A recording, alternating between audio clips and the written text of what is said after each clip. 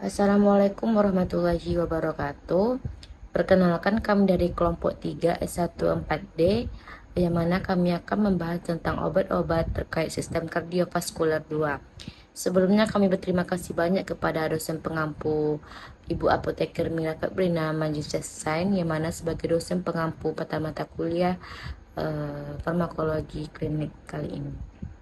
Baik, di sini kami beranggota saya sendiri Ansi Salutika dengan NIM 2201150 dan Aprilia Duyana dengan NIM 2201152 dan Brigjen di Gideon dengan NIM 2201155 dan Dina Zahra Fadila dengan NIM 2201156 dan Fatina Lutfia Marizka dengan NIM 2201161 dan Fauzia Nur Afifa dengan NIM 2201162 dan ini Desi Fitri dengan NIM 2201169 dan Nurhaliza Abni dengan NIM 2201178. Baik, di sini kami akan membahas tentang pertama obat diuretik itu apa, dan yang kedua obat hipolipidemik, dan yang ketiga obat sistem koagulasi darah, dan yang keempat obat shock dan hipotensis, dan yang kelima obat gangguan sirkulasi darah. Baik, sebelumnya terima kasih kepada moderator yang telah memberikan saya kesempatan untuk menjelaskan terkait pembahasan pertama, yaitu tentang obat diuretik. Baiklah, sebelumnya saya akan menjelaskan pengertian dan juga fungsi dari diuretik. Nah, diuretik ini merupakan obat yang digunakan untuk mengeluarkan cairan yang berlebihan di dalam tubuh dengan memicu proses dari pembentukan urin. Nah, diuretik ini dapat bekerja dengan meningkatkan ekskresi dari air dan juga natrium klorida sehingga mampu untuk menyeimbangkan cairan ekstrasel dan juga menurunkan volume darah di dalam tubuh. Fungsi utama dari diuretik ini adalah untuk memobilisasi cairan edema yang berarti akan mengubah keseimbangan cairan sedemikian rupa sehingga volume cairan ekstrasel ini dapat menjadi normal. Baik, selanjutnya ada diuretik ini terbagi atas 5 golongan. Nah, jadi golongan yang pertama itu adalah inhibitor karbonik anhidrase, yang dimana enzim yang mengkatalisis reaksi antara CO2 plus H2O dan akan menjadi H2CO3. Nah, lalu bagaimana mekanisme kerjanya? Jadi mekanisme kerjanya ini adalah penghambatan karbonik anhidrase secara non-kompetitif dan berakibat terjadinya perubahan sistematik dan juga perubahan terbatas pada organ tempat enzim tersebut berbeda.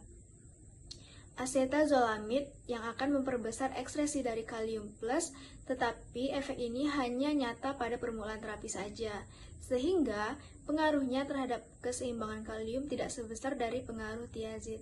Berikutnya ada efek samping dan kontraindikasi dari inhibitor karbonik anhidrase, yang dimana pada dosis yang tinggi dapat menimbulkan parestesia dan juga kantuk yang terus-menerus.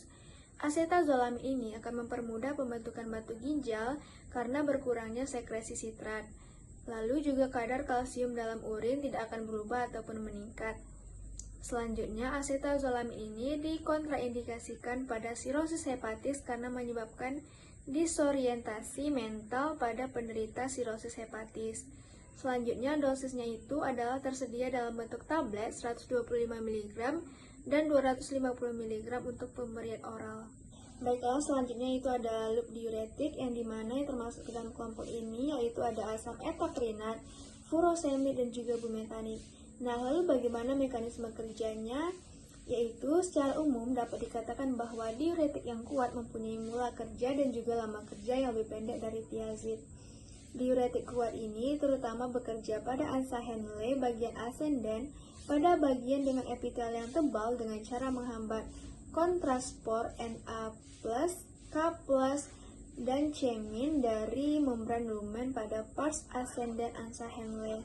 Dan karena itu pula reabsorpsi Na+, K+, dan juga cemin itu akan menurun. Baiklah, materi selanjutnya akan dijelaskan oleh teman saya. Terima kasih. Kelas selanjutnya yaitu efek samping asam etakrinat dan furosemid dapat dibedakan menjadi dua. Yang pertama, reaksi toksik berupa gangguan keseimbangan cairan dan elektrolit yang sering terjadi. Yang kedua yaitu efek samping yang tidak berhubungan dengan kerja utamanya jarang terjadi.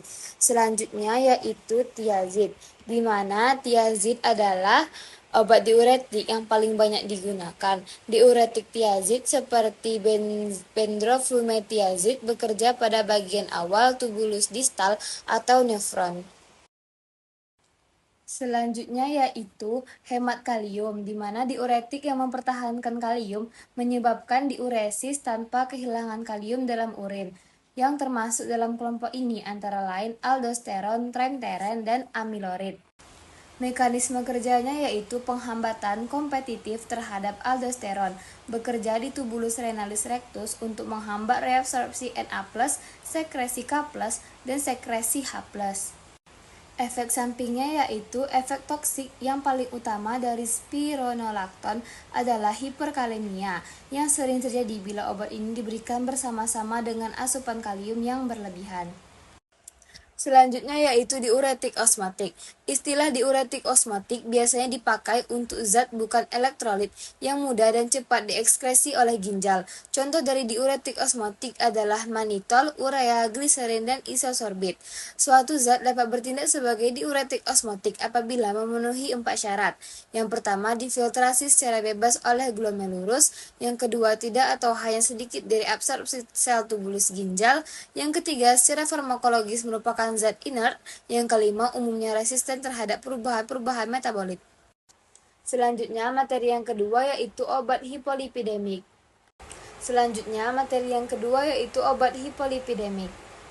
Obat hipolipidemik adalah obat yang biasanya digunakan untuk menurunkan kadar lipid dalam darah. Sedangkan hiperlipidemia adalah suatu kondisi di mana kadar lipid dalam darah meningkat di atas batas normalnya. Hiperlipidemia disebut juga peningkatan lemak dalam darah karena sering disertai peningkatan beberapa fraksi lipoprotein. Disebut juga hiperlipoproteinemia. Baik, selanjutnya ada penggolongan obat hipolipidemik. Obat-obat golongan hipolipidemik ini terbagi dalam 5 macam. Yang pertama itu golongan inhibitor HMG-CoA reduktase statin, obat golongan resin pertukaran anion, asam nikotinat, fibrat, dan inhibitor pada absorpsi kolesterol usus. Mekanisme kerja obat hipolipidemik ini, asam fibrat menghasilkan penurunan ringan pada LDR sekitar 10% dan peningkatan HDL sekitar 10%.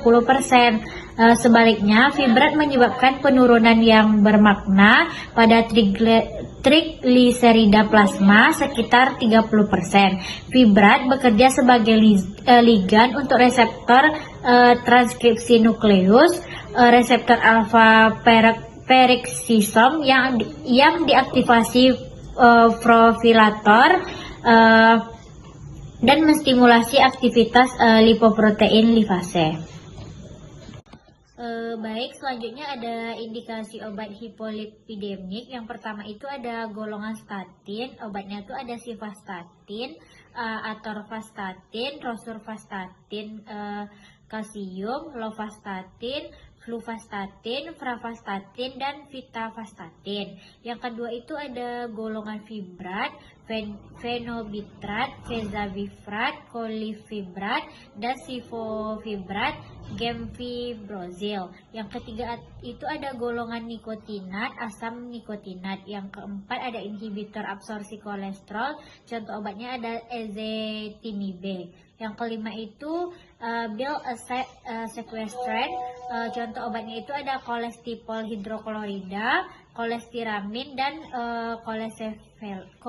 kolesevelam. Kontraindikasi obat hipolipidemik ini, yang pertama, kolestiramin ini obstruksi empedu total kemungkinan tidak akan selektif.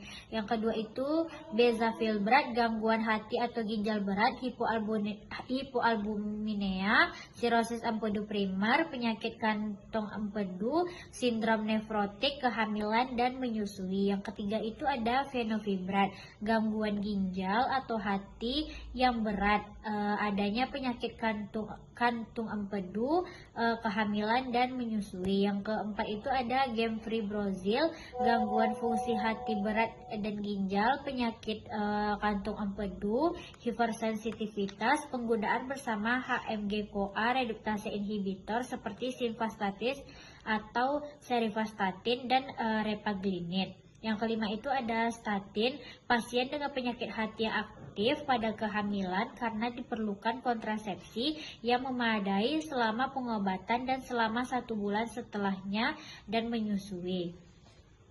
Baik, selanjutnya itu ada penjelasan obat sistem koagulasi darah. Yang pertama itu ada antikoagulan. Antikoagulan ini adalah golongan obat yang digunakan untuk menghambat pembekuan darah. Obat-obat golongan ini melarutkan bekuan darah seperti trombolitik, tetapi juga bekerja untuk pembentukan bekuan baru. Antikoagulan ini digunakan pada orang yang memiliki gangguan pada arteri dan vena, yang membuat orang tersebut beresiko tinggi untuk pembentukan bekuan darah. Obat antikoagulan atau biasa disebut obat pengencer darah merupakan golongan obat yang berfungsi untuk menghambat proses pembekuan darah. Obat antikoagulan biasanya diberikan bagi pasien jantung dengan gangguan irama, misalnya fibrilasi atrium.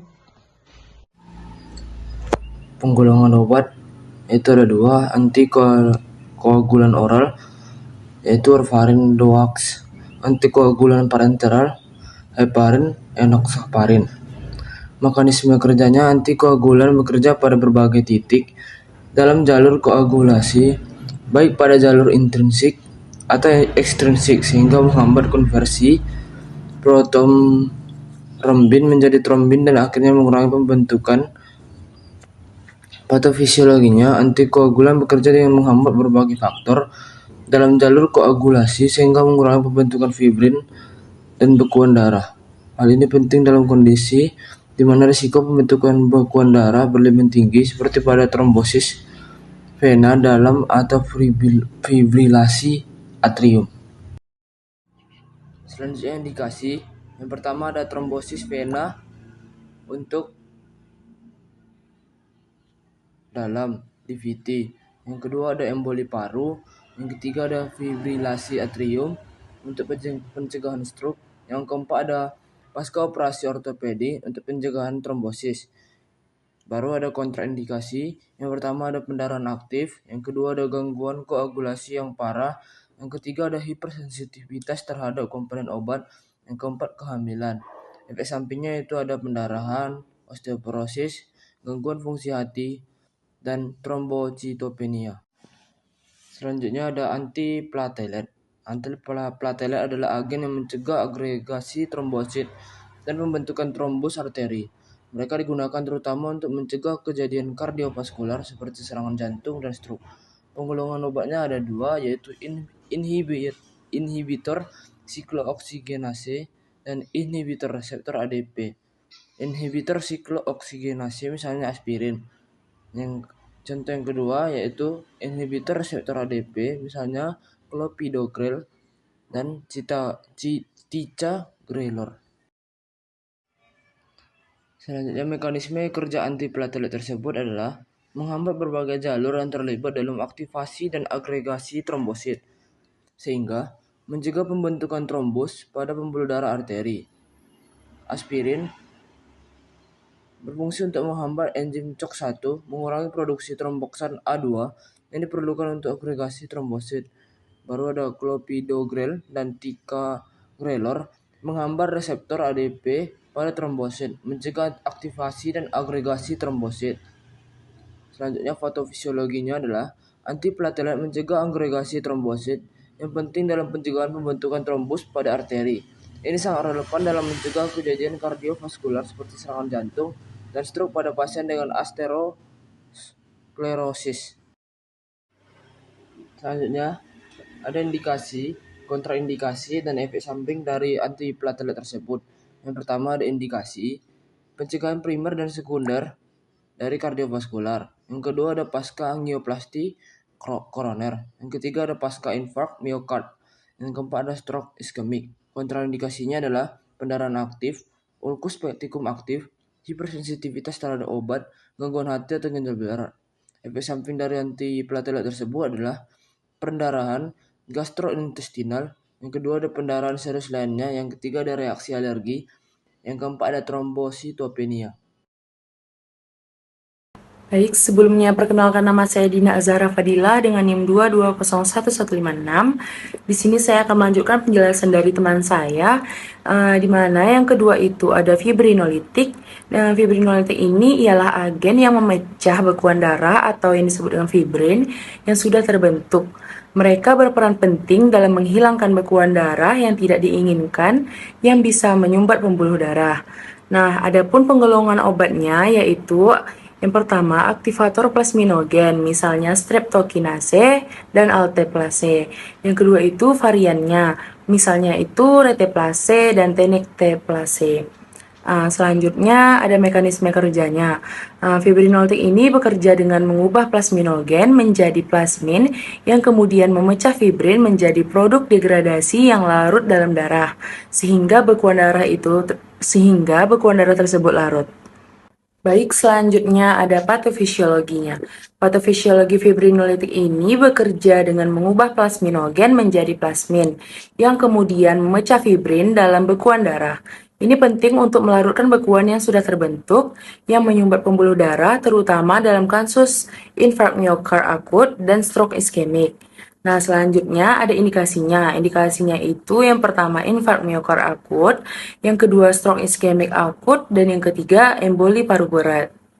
Baik, selanjutnya ada kontraindikasi, yang dimana kontraindikasinya itu yang pertama ada pendarahan aktif atau baru, dan yang kedua itu ada riwayat stroke hemoragik, dan yang ketiga itu trauma kepala berat, dan yang keempat ada hipertensi yang tidak terkontrol. Nah, selanjutnya ada pun efek sampingnya yaitu pendarahan serius, reaksi alergi, hipotensi, dan pendarahan intracerebral. Baik, materi selanjutnya yaitu ada obat syok dan hipotensi. Nah, syok ini ialah suatu keadaan yang disebabkan oleh gangguan sirkulasi darah ke dalam jaringan sehingga tidak dapat memenuhi kebutuhan oksigen dan nutrisi jaringan dan tidak mampu mengeluarkan hasil metabolisme di dalam tubuh. Nah, syok ini ialah sindroma yang ditandai dengan keadaan umum yang lemah, pucat, kulit yang dingin dan basah, denyut nadi meningkat, dan vena perifer yang tak tampak, tekanan darah menurun, produksi urin menurun, dan kesadaran yang menurun. Nah, tekanan darah sistolik lazimnya kurang dari 90 mmHg atau menurun dari 50 mmHg, di bawah tekanan darah semula. Baiklah, saya Leni Lydia Sapitri, saya akan melanjutkan presentasi dari teman saya. Syok yang berlangsung lama akan mengganggu oksigenasi miokard sehingga menyebabkan syok kardiogenik sekunder. Pada tahap lanjut, terjadi gagal fungsi ginjal, hati, paru, otak, dan jantung. Angka kematian meningkat seiring dengan jumlah organ yang mengalami gagal fungsi atau MOF atau multiple organ failure. Kematian pada gagal 2 organ adalah 60%, pada 3 organ mencapai lebih dari 90%.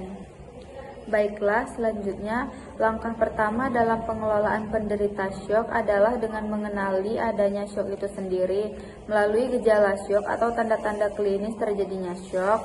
Tidak ada tes laboratorium yang bisa mendiagnosa syok dengan segera. Diagnosa dibuat berdasarkan pemahaman klinik, tidak adekuatnya perfusi organ dan oksigenasi jaringan. Diagnosis awal didasarkan pada adanya gangguan perfusi organ dan oksigenasi jaringan. Yang kedua ada langkah yang kedua itu adalah menentukan sebab dari syok. Pada penderita trauma, semua jenis syok mungkin ditemukan. Kebanyakan penderita dalam hemoragik syok. Namun kardiogenik shock atau shock karena tensi pneumotoraks harus dipertimbangkan pada perlukaan di atas diafragma. Baiklah, selanjutnya ada hipotensi. Tekanan darah rendah terjadi bila tekanan darah lebih rendah dari biasanya, yang berarti jantung, otak, dan bagian tubuh lain tidak mendapatkan cukup darah. Gejala tekanan darah rendah antara lain, yang pertama ada penglihatan kabur, kebingungan, pusing, kantuk, lemas juga biasanya. Seseorang disebut menderita hipotensi bila tekanan darahnya di bawah 90/60 mmHg. Namun, hal itu tidak berlaku bagi setiap orang. ada orang yang tekanan darah normalnya selalu rendah dan tidak merasakan gangguan. Yang keempat ada obat gangguan sirkulasi darah. Gagalnya fungsi pompa jantung menyebabkan dipacunya berbagai mekanisme kompensasi, diantaranya meningkatnya tonus simpatis dan aktivasi sistem BAA untuk mempertahankan pengisian jantung. Mekanisme ini pada mulanya diimbangi dengan dilepasnya zat pengatur endogen untuk memacu natriuresis dan vasodilatasi sehingga tercapai kembali keseimbangan homeostatis. Namun, pada gagal jantung yang berlanjut, keseimbangan ini akan bergeser sehingga vasokonstriksi dan retensi cairan lebih menonjol. Lama-kelamaan beban jantung semakin berat karena resistensi perifer yang meningkat. Baiklah, sekian video dari saya. Selanjutnya akan disampaikan oleh teman saya. Baik, selanjutnya adalah penghambatan AC, yang mana kapatropli yaitu memperbaiki hemodinamik dan mengurangi gejala gagal jantung dosis atau kapatroplik yang dianjurkan adalah 2-3 kali 6,25 mg sampai 12,5 mg sehari. Dan ada juga enalapril yang mana masa kerja yang lebih panjang pada kebanyakan penderita gagal jantung refrakter. Dosisnya yaitu 2 kali 1,25 mg sehari. Dan juga ada lisinopril yang mana dosisnya dimulai dengan dosis 2,5 mg sekali sehari. Dan yang kedua ada N-nitroprorusid. Obat ini mengurangi tekanan pengisian dan meningkatkan curah jantung pada penderita gagal jantung dengan gangguan fungsi pompa yang berat. Obat ini lebih efektif dan lebih cepat mula kerjanya dibandingkan dengan furosemid. Dosis yang biasanya diberikan adalah 15-20 mg per menit pada orang dewasa dan 0,1-8 mg per kilogram BB menit pada anak-anak. 3. Ada hidropolazin. Obat ini tergolong arteriadilator sehingga penggunaan jangka panjang pada gagal jantung kongestil akan memperbaiki hemodinamik dan meningkatkan aliran darah ke ginjal dan juga tukai. Tetapi tidak memperbaiki kemampuan kriya flex takikardi yang sering timbul dalam pengobatan hipertensi, jarang terjadi pada pengobatan gagal jantung. Dosis yang diperlukan bervariasi, tetapi biasanya lebih besar daripada dosis sebagai antihipertensi. Keempat ada prazosin, yang mana CR blocker ini bekerja terhadap arterial maupun venola, dan efeknya lebih jelas pada kerja listrik ketimbang pada istirahat. Hipotensi ortositasik yang sering muncul dalam pengobatan hipertensi jarang tampak pada pengobatan gagal jantung. Toleransi secara hemodinamik dan klinik dapat terjadi pada prazosin. Kemungkinan ini dapat dikurangi dengan menambahkan diuretik, meningkatkan dosis prazosin, menggantinya dengan vasodilator lain. Dan selanjutnya akan dijelaskan oleh teman saya. Perkenalkan, nama saya Nurhaliza Afni dengan NIM 2011178. Selanjutnya, obat gangguan sirkulasi darah yang kelima ada nitrogliserin, di mana indikasi utama dari obat ini adalah pada angina pectoris. Maka obat ini merupakan pilihan pertama untuk eksaserbasi akut gagal jantung pada penderita penyakit jantung koroner berat dan pada mereka dengan tekanan pengisiannya sangat tinggi sementara tekanan arterialnya sangat rendah, sehingga nitrogliserin ini dapat mengurangi beban hulu sama baiknya dengan nitroprusid, tapi efeknya pada arterial kecil. Selanjutnya yang keenam ada angiotensin receptor blocker atau ARB, di mana vasodilator dari ARB ini berfungsi untuk menghalangi angiotensin agar tidak menempel pada otot pembuluh darah, sehingga proses ini juga menyebabkan terjadinya vasodilatasi. Contoh obatnya ada 3, yang pertama ada azilsartan, yang kedua ada candesartan, yang ketiga ada eprosartan. Selanjutnya yang ketujuh ada nitrat. Nitrat ini termasuk ke dalam tumbuhan yang dikonversi menjadi nitrogen monoksida, di mana nitrogen monoksida ini dapat mendorong zat kimia yang lainnya untuk membantu melebarkan pembuluh darah, sehingga biasanya obat jenis ini digunakan untuk mengatasi gangguan angina atau nyeri dada. Contoh yang termasuk dalam golongan obat nitrat adalah nitrogliserin seperti gonitro, nitrobit, nitromis, nitrolingual, nitrostat dan nitrobet, dan isosorbit mononitrat atau seperti ismo dan moneket. Selanjutnya yang kedelapan ada calcium channel blocker atau CCB, di mana serangan jantung dapat disebabkan oleh penegangan otot pembuluh darah dari akibat menumpuknya plak dari kalsium. Calcium channel blocker atau antagonis kalsium inilah yang akan mencegahnya dengan menghambat kalsium masuk ke dalam sel-sel otot. Beberapa jenis golongan obat dari calcium channel blocker atau CCB ini adalah amlodipine seperti Noves. Yang kedua ada clefidipine seperti Cleviprex dan diltiazem seperti Cardizem. Berikut merupakan sumber pustaka yang kami ambil untuk pengerjaan materi dari kelompok kami. Sekian dari saya kembalikan kepada moderator.